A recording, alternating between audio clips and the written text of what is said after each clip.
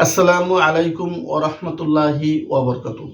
প্রিয় বন্ধুগণ, আজকে ইনশাআল্লাহ আমরা জানব যে সকল মা বোনদের মাসিক অনিয়মিত বা মাসিক কম হয়, নিয়মিত করানোর জন্য ইনশাআল্লাহ আমরা কোরআনিক চিকিৎসা ও আমল সম্বন্ধে জানব।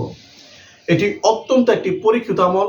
এই আমলটি যদি আপনি ইনশাআল্লাহ করেন, আমি 100% গ্যারান্টি দিয়ে বলছি, যে সকল মা বোনদের মাসিক অনিয়মিত হয় বা মাসিক কম হয়, ইনশাআল্লাহ এই আমলটি করার 4 থেকে 5 দিনের মধ্যে ইনশাআল্লাহ আপনার যদি মাসিক বন্ধ থাকে, ইনশাআল্লাহ আপনার মাসিক হবে।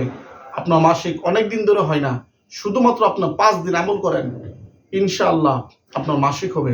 এবং যে সকল বোনদের মাসিক প্রতি মাসে হয় না, ইনশাআল্লাহ এই আমলটি করলে ইনশাআল্লাহ প্রতি মাসে মাসিক হবে, মাসিক নিয়মিত হবে ইনশাআল্লাহ।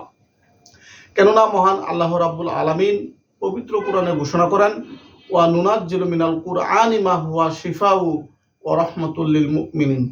আল্লাহ রাব্বুল আলামিন এই আয়াতে কারিমে বলেন, আমি পবিত্র কোরআনকে নাজিল করেছি মুমিনদের রোগের শেফা হিসেবে, রোগের প্রতিকার হিসেবে, রোগের আরোগ্য হিসেবে। সুতরাং এই আয়াত থেকে স্পষ্ট প্রতীয়মান যে কোরআনের প্রত্যেকটি আয়াতে, প্রত্যেকটি সূরায় রয়েছে আমাদের জন্য রোগ থেকে মুক্তি এবং কল্যাণ ও হেদায়েত। ইনশাআল্লাহ এখন আমরা মাসিক যে সকল মা বোনদের অনিয়মিত হয়, প্রতি মাসে হয় না বা 2 মাস 3 মাস পর পর হয়, আবার কারো মাসিক হলেও খুব কম হয়, ইনশাআল্লাহ এখন সেই আমলটি জানবো যেন মাসিক প্রতি মাসে হয় এবং নিয়মিত হয়। ইনশাআল্লাহ এই আমলটি করার জন্য আপনাকে প্রথমে উত্তম রূপে ওযু করে নিতে হবে। উত্তম রূপে ওযু করার পর আমরা নামাজের মধ্যে যে দরুদ শরীফ পাঠ করি, সেই দরুদ শরীফটি আমাদেরকে 3 বার পাঠ করতে হবে। 3 বার পাঠ করার পরে আমাদেরকে জমজম কূপের পানি হলে সবচেয়ে উত্তম হয়। যদি জমজম কূপের পানি না পাওয়া যায়, তাহলে সাধারণ খাবার যে পানি, আমরা 1 গ্লাস সাধারণ খাবার পানি নেব। সাধারণ 1 গ্লাস খাবার পানি নেওয়ার পরে ইনশাআল্লাহ আমরা পবিত্র কোরআনের সূরা আম্বিয়া আয়াত নং 27, এই আয়াতের 87 নং আয়াতের এই অংশটুকু আমরা 341 বার পাঠ করে পানিতে ফু দিব এবং পরে এই আবার আমরা দরুদ শরীফটি 3 বার পাঠ করব। তারপরে ইনশাআল্লাহ আমরা পানিতে ফু দিয়ে দম করে ইনশাআল্লাহ পানিটি খাবো। এইভাবে যদি ইনশাআল্লাহ আপনি 5 থেকে 7 দিন আমল করেন, ইনশাআল্লাহ আপনার মাসিক নিয়মিতকরণ হবে। আমি আবারও বলে দিচ্ছি, প্রথমে আপনাদেরকে উত্তম রূপে ওযু করে নিতে হবে। ওযু করার পর আমরা জমজম কূপের পানি হলে উত্তম হয় সবচেয়ে। যদি জমজম কূপের পানি না পাওয়া যায়, তাহলে আমরা সাধারণ খাবার 1 গ্লাস পানি নিব। তারপর আমরা নামাজের মধ্যে যে দরুদ শরীফ পাঠ করে থাকি, দরুদে ইব্রাহিম, এই দরুদে ইব্রাহিম 3 বার পাঠ করব।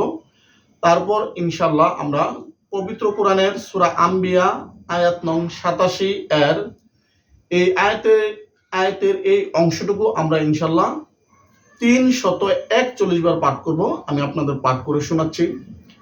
আউযু বিল্লাহি মিনাশ শাইতানির রাজীম। বিসমিল্লাহির রহমানির রহিম। লা ইলাহা ইল্লা আনতা সুবহানাকা ইন্নী কুনতু মিনাজ জালিমিন। আমি আবার পড়ে শোনাচ্ছি। লা ইলাহা ইল্লা আনতা সুবহানাকা ইন্নী কুনতু মিনাজ জালিমিন। আমরা এই আয়াতে কারিমিটুকু ইনশাআল্লাহ পাঠ করব 341 বার।